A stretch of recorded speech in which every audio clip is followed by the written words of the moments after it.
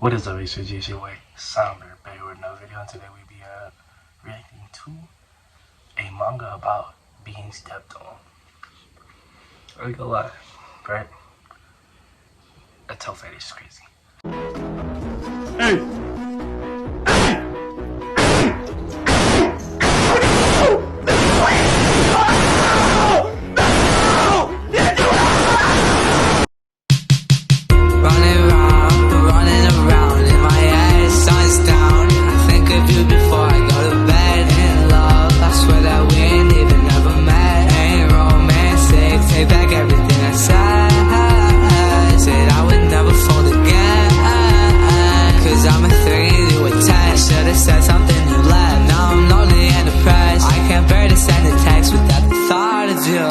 Alright guys, hear me out.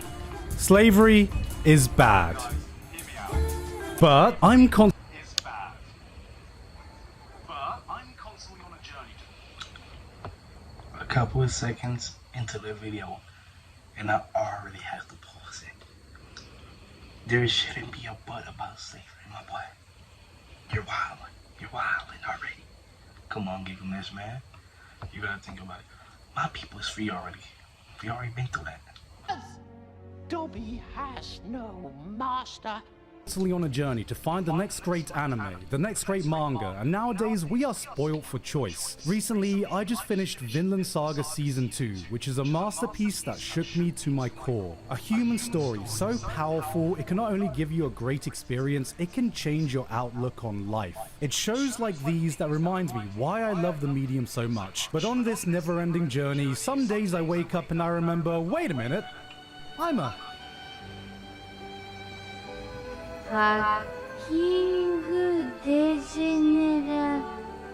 Because what if I've told you that I've discovered a high-intensity shonen action manga with amazing art about being a slave to an army of insane anime girls in military uniforms that can kick your ass and will find any way, shape or form to sit in your face every other chapter. Now I know what you're gonna say. Gigguk, god damn it, what do you think I am, some weird perverted freak? Can you... That's conveniently crazy. Like, I read a lot of manga, I ain't gonna lie. I know what this is. Please stop trying to get me into your weird hentai fetish shit. So, what's the name of the manga again? Point is, there are times I want to remind people that I'm always striving to find the next anime or manga masterpiece and prove to the world that I'm still a functional member of society. Then I remember that I play Honkai Star Rail. Hi, I'm Gigguk. And just in case you needed a monthly reminder that I'm still a piece of garbage, here's a manga about being stepped on by hot anime girls.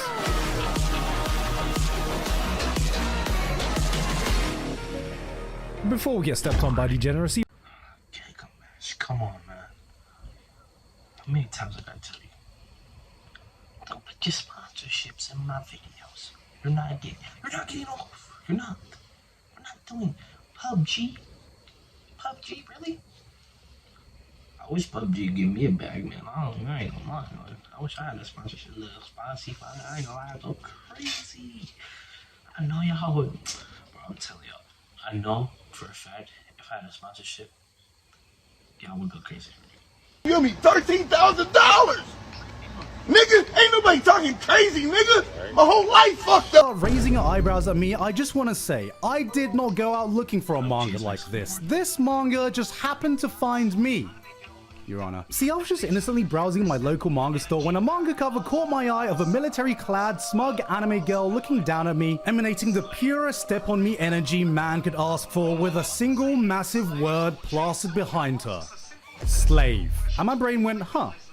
Mato Seihei no Slave, or Chain Soldier, asks a simple philosophical question to all the guys in the world. Would you sell your dignity to be stepped on by a group of hot anime girls? Yes. In the manga's fictional apocalyptic year of 2020, a dangerous dimension called Mato emerges all over Japan, bringing with them monsters that terrorize the world and cause various disasters. Fortunately, with these monsters have come a new tool humanity can use to combat them. Peaches, a mysterious resource that can give humans supernatural powers they can wield, but granting these abilities to women and only women, causing a male-female I'm kind of like Infinite Strata, but I read this before. Thankfully, humanity has created a specialized combat squad of superpowered peach girls called the Anti-Demon Corps, and the commander of the 7th unit sweeps in just in time to save the day. This is Kyoka Uzun, who has the ability to make slaves, which I know sounds pretty bad, but...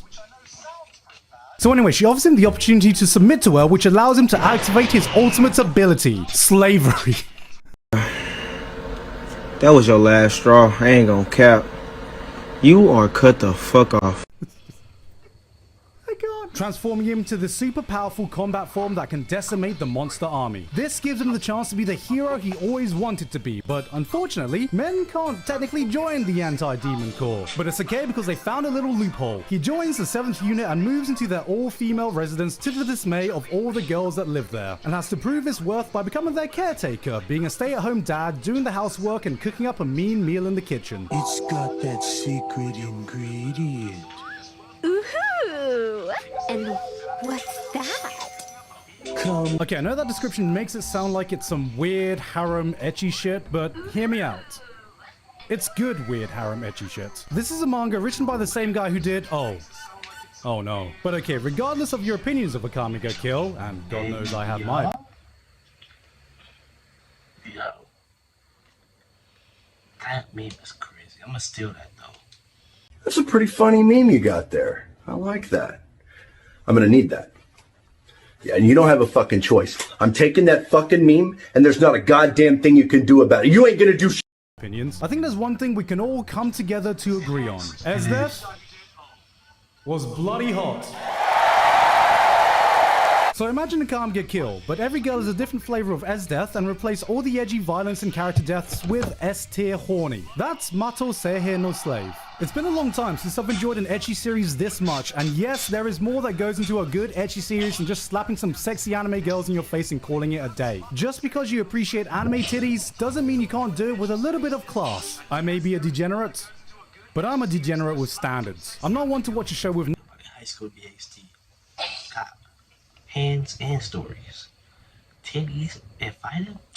Who doesn't want nothing but fan service and ecchi scenes as a selling point. Maybe that would have worked when I was a dumbass 14-year-old kid, but motherfucker, there's this thing called hentai. It's like ecchi but without the blue ball in. And it's art. If I'm gonna watch a show, there needs to be another hook. Nice action, an interesting world, a compelling romance, plot. But another equally important thing is how you implement the fan service in your show. You can't just show me thick anime thighs and expect...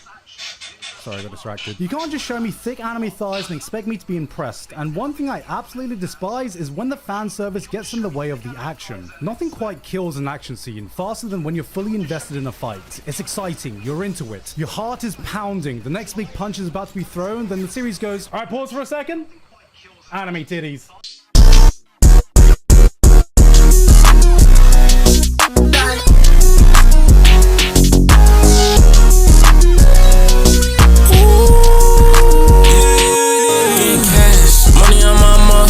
So the real nigga knowin' that shit not gon' fill my fucking soul. So the real nigga knowin' that his skin real fucking gold. The real nigga know I can't fuck one of these fucking hoes. I'm tatted, got that fucking all on my.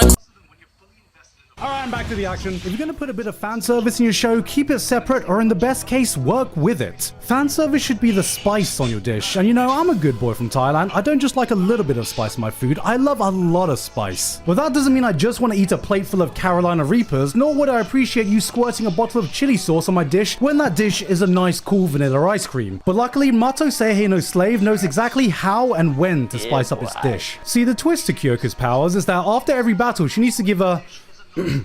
reward to a slave that's proportional to the NG they just exerted while she activated her power, with her completely losing control of her body and her body fully willing her actions until the reward has been completely played out. And let's just say these rewards do my Southeast Asian heritage proud. Mamma mia, that's a spicy... What this means is that the degeneracy never gets in the way of the action. In fact, they work together to enhance one another because the fan service you get scales with the action that precedes it. There are some chapters that give you just a quick and casual brawl that rewards you with just a little tease, just a little tickling of the balls. But it's when you get the epic, multi-chapter, arc-ending fights. There's the anticipation that as a reader, you know that once the battle is over, there is an equally epic, high-intensity, full-on degenerate ecchi scene from the gods waiting for you. Ladies and gentlemen, I present to you Pavlovian degeneracy. I'm of the firm belief that if you're gonna go down the degenerate route, just fully commit. You think I, a seasoned anime viewer, am impressed watching the millionth dense protagonist accidentally walk into the girls' changing room? Oh no, baka hentai! No! And thankfully, this series pulls no punches in either its action or its culture. According to the lore, each reward Yuki is given is based on his subconscious desires. And thankfully for the readers, our boy must be the average Genshin Impact player because he ain't just bricked up, he's the entire fucking wall. Starting things off with just those bad fucking scene. It's to be expected. You gotta give me a little more sauce than that, my babies. I don't want that shit mild. I want that shit spicy. Go! You can't. Whose man is this? You put him on the TV. Go home! Bro, don't. Go home! A vanilla makeout sesh. As the series goes on, the rewards get more and more spicy, like he's cycling through the entire library of hentai tags. Not a fan of the main girl? No worries. The series introduces a literal army of dummy mummies, semen demons, waifus with weaponized thickness. And here, come here. Let me give you a little bit of a spoiler. Kyoko can lend her powers out to other girls. You know what that means. I have. Come. But this goes into the one thing Mato Seihei does that separates it from every other generic ecchi series. It has plot. I'm not gonna lie and say that fan service isn't one of the main selling points here, but that doesn't mean there's not more going for it as well. For one, the action is actually pretty kick-ass. It goes beyond, I'm going on a feature with the power of friendship and titties. Each girl's unique ability brings more dimension to the action than just, I'm gonna punch you, I'm gonna punch you really hard. All the fights have their own thoughts and tactics put into them based on the powers that are present on the playing field. There's a girl who literally just has Zodwaldo that she activates by doing a fucking JoJo pose. Another girl has an ability called Python where she has to pre-program her body movements like a goddamn software engineer. There's a MILF.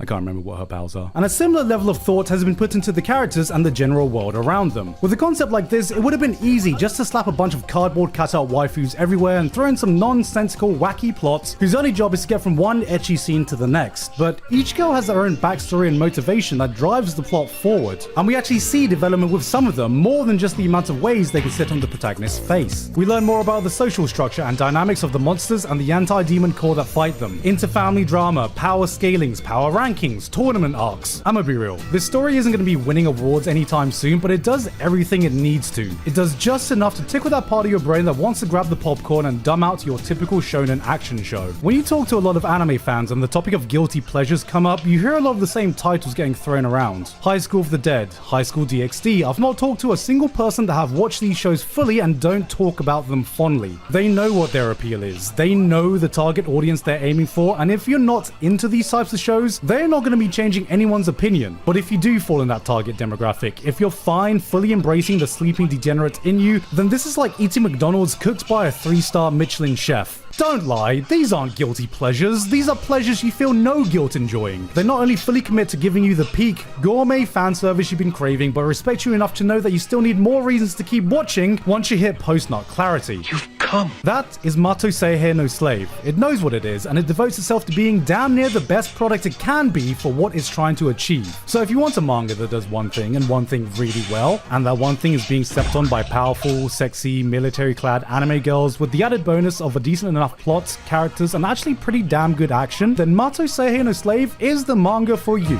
And you don't seem to understand.